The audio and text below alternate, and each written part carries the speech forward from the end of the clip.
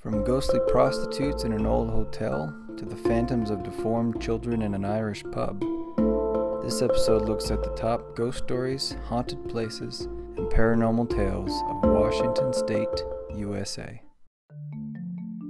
The Palace Hotel. The Palace Hotel was built in 1889 by Captain Henry Tibbles, a retired sea captain and colorful character in Port Townsend's history. The building has housed a number of different businesses throughout the years, including a brothel in the early 1900s. The ghosts of the past seem to be sticking around the Palace Hotel, literally. The apparition of a lady, perhaps one of the morally casual women of the brothel, in an old-fashioned blue dress is seen around rooms 3 and 4.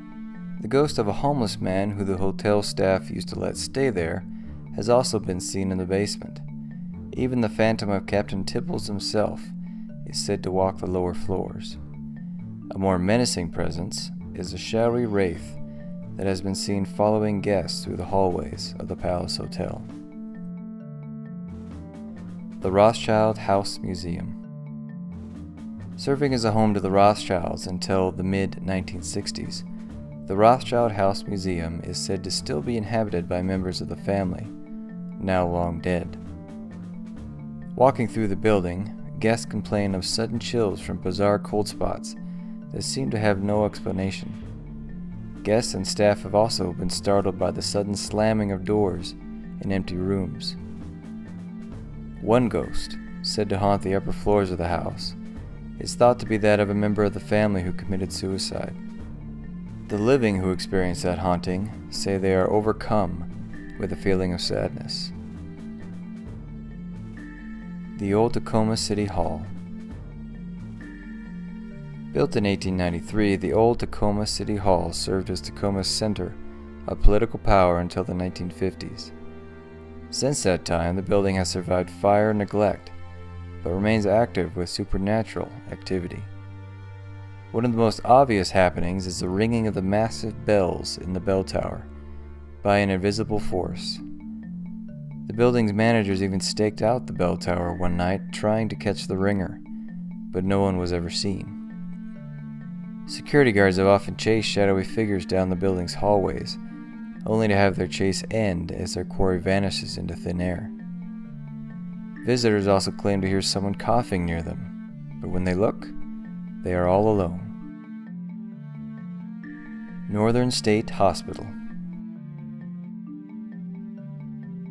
The Northern State Hospital has its share of tragedies in its history, as you might expect from a hospital. Built in 1912, Northern State has seen a lot of death, some from the brutal lobotomies that were performed there. Visitors report seeing the phantoms of an old man wandering the halls.